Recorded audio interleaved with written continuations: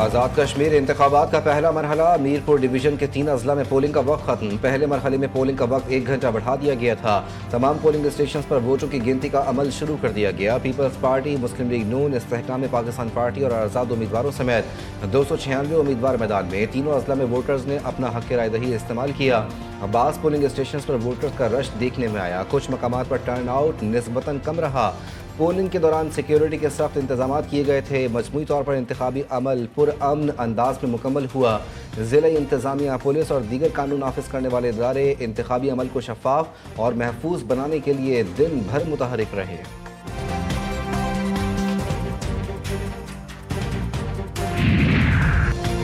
कोटली के हल्का LA9 नकियाल में पोलिंग के दौरान झगड़ा। खरान डबसी पोलिंग स्टेशन पर फायरिंग से पीपल्स पार्टी का कारकुन मुख्तार जाँ बहक। 2 अफराद जख्मी हुए। अमन अमान की सूरत हाल बरकरार रखने के लिए पाक फौज और पुलिस की मजीद नफरी तलब कर दी गई है। इलाके में सिक्योरिटी सख्त कर दी गई।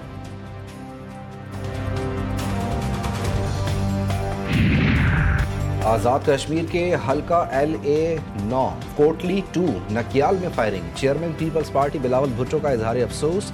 कहा, मेरे कारकुन को फायरिंग करके शहीद किया गया। इलेक्शन कमीशन क्या कर रहा है?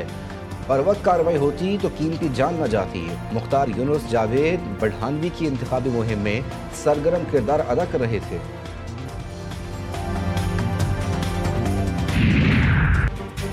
आज़ाद कश्मीर में पीपल्स पार्टी रुकन पर फायरिंग करने वालों को गिरफ्तार किया जाए। पीपल्स पार्टी के रहनुमा नदीम अफजल चंद का मुतालबा। कहा, आज़ाद कश्मीर को बसेस नहीं, आटा और गंदम चाहिए। हुकूमत ने 10 लाख टन गंदम मंगवाने का फैसला किया। बैड गवर्नेंस की वजह से आधा पंजाब डूब गया। सईद गनी बोले, GB इलेक्शन में भी पीपल्स पार्टी के खिलाफ मुहिम चलाई गई। आज़ाद कश्मीर इलेक्शन में गोलियां चल रही हैं। मीरपुर के लोगों ने इंतशार एहतजाज की कॉल को मुस्तरद कर दिया। एहतजाज के बजाय वोट को तरजीह दी। मीरपुर डिवीजन के इलेक्शन में अभी से रोना पीटना शुरू हो गया है। वजीर इत्तलात पंजाब अज़मा बुखारी कहती हैं, कल धांधली ना करने का भाषण दिया गया। कहा गया, धांधली नहीं होने देंगे। आज़ाद कश्मीर के अवाम मरियम नवाज की कारकर्दगी से मुतासिर हैं। पंजाब जैसी तरक्की भी देखना चाहते हैं।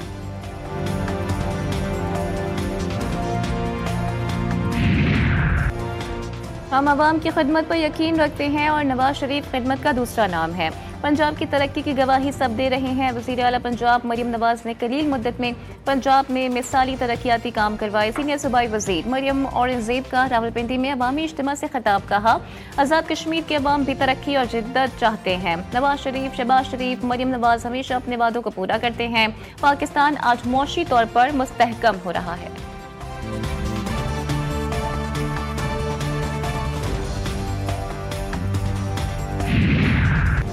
पाकिस्तान की भारतीय वज़ीर दिफा के इश्तियाल अंगेज बयानात की शदीद मजम्मत। मकबूजा जम्मू और कश्मीर तनाज़ा अक़वाम मुत्तहिदा के एजेंडे पर मौजूद है। भारतीय वज़ीर दिफा का बयान इलाकाई आलमी अमन के खतरे में डालने की भारतीय पॉलिसी का आगाज़ है।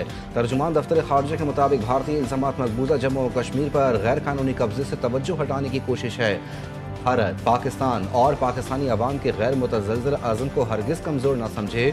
वज़ीर दिफा ख्वाजा आसिफ ने भारतीय बयानात को गुमराहकुन करार दे दिया। कहते हैं, भारत सियासी प्रोपेगेंडे के जरिए बैनुल अक़वामी सतह पर तस्लीम शुदा कानूनी हक़ाइक़ को तब्दील नहीं कर सकता।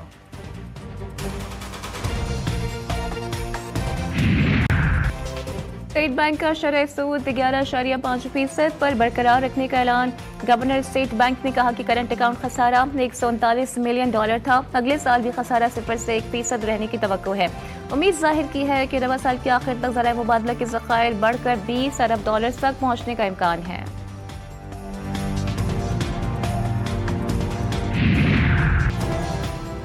अमरीका को ये फैसला नहीं करने देंगे कि जंग कब होगी और अमन कब होगा। हम अपने मफादात के मुताबिक मुल्क का दिफा जारी रखेंगे। ईरानी वज़ारत ख़ारजा के तर्जुमान इस्माइल बकाई ने कहा कि यूक्रेन का ईरानी जहाज़ को निशाना बनाना एक ख़तरनाक इक़दाम था। इस कार्रवाई को किसी सूरत बिला जवाब नहीं छोड़ा जाएगा। सिफारती ताल्लुकात का इस्तेमाल सिर्फ अपने मुल्की और कौमी मफादात के लिए किया जाएगा।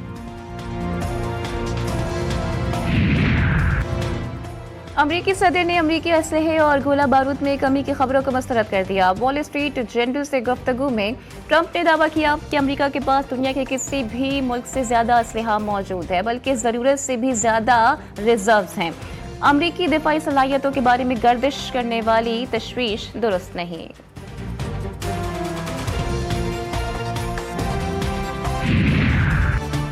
ईरान जंग में 18 अमरीकी फौजी हलाक, जख्मियों की तादाद 624 तक पहुंच गई। पेंटागन का बड़ा एतराफ। ईरान के खिलाफ जारी जंग से मुतालिक अमरीकी फौजियों के जानी नुकसानात की ताज़ा तरीन रिपोर्ट जारी।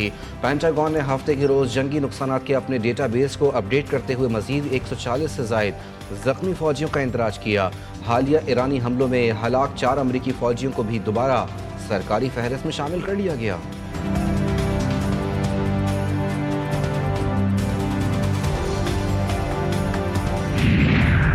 यूक्रेन को जल्द एहसास होगा कि ईरान अपने खिलाफ की गई कार्रवाइयों का जवाब दिए बगैर नहीं रहता। ईरान के खिलाफ किसी भी हमले की हमेशा कीमत चुकानी पड़ती है। ये हकीकत आज भी बरकरार है। ईरानी पार्लियामेंट की कौमी सलामती और खारजा पॉलिसी कमेटी के सरबराह इब्राहिम अजीजी कहते हैं कि अमरीका और इसराइल इस हकीकत से बाखूबी आगाह हैं। ईरान के खिलाफ गलत अंदाजे लगाने वालों की फहरिस्त मुसलसल तवील होती जा रही है। मानसून की बारिशों और दरियाओं में बुलंद होते पानी ने खतरे की घंटी बजा दी। दरिया चनाब, रावी और गाज नदी में तूफ़ानी। चिन्योट में दरिया चनाब के सैलाबी पानी ने दर्जनों देहात को अपनी लपेट में ले लिया। मुजफ्फरगढ़ में बैठ के नशेबी इलाके ज़ेरे आब। मौजा सोमन और मौजा ताहिरपुर की नशेबी आबादियाँ भी डूब गईं। शकरगढ़ में हालिया बारिशों और भारत की जानिब से पानी छोड़ने जाने के बाद सैलाबी वार्निंग जारी। सरगोड़ा की तहसील भेरा में सेम नाले के हिफाजती बंद टूट गए। खुशाब के गांव नली और तहसील नूरपुर थल में बाजार, गलियां और शॉपिंग सेंटर ज़ेरिया। दादू में गाज नदी में तूफ़ानी के बायस काछे में नदी नालों में पानी के बहाव में तेजी आ गई। कई देहात का ज़मीनी राब्ता भी मुनक़ता।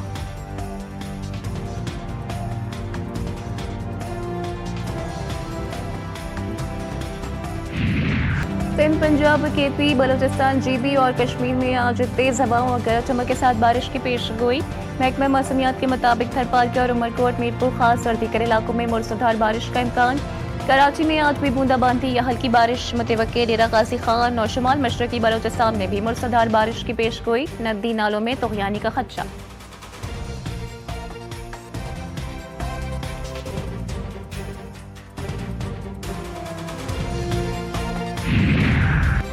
गिरफ्तार दहशतगर्द हबीबुल्ला के दहशतगर्द नेटवर्क से मुतालिक अहम इंकशाफात। माली लालच और झूठे वादों से तंजीम में शामिल किए जाने का दावा।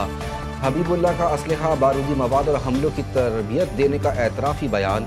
सिक्योरिटी ज़राए के मुताबिक दहशतगर्द ने हर कार्रवाई के एवज़ मुआवजा मिलने का एतराफ़ किया।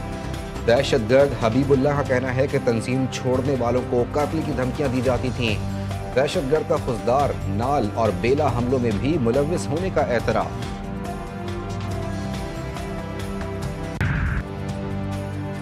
खटकूचा में कलदम BLA की इख्वा बराए तावान और मुजरिमाना सरगर्मियां बेनकाब। 24 जुलाई को BLA के दहशतगर्दों ने खटकूचा से 2 शहरियों को अगवा किया। कोरियर कंपनी के मालिक से राबता करके 2 करोड़ 50 लाख रुपए तावान तलब किया गया। अदम अदायगी की सूरत में मुग़वियों को कत्ल करने की धमकी भी दी।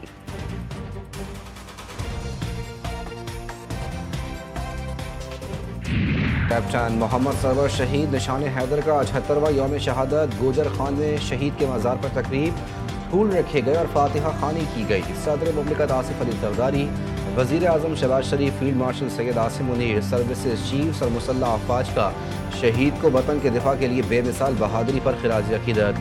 कैप्टन सरवर शहीद ने 27 जुलाई 1948 को पहली कश्मीर जंग में जाम शहादत नोश किया। शहीद निशान हैदर हासिल करने वाले पहले पाकिस्तानी सिपाही बने।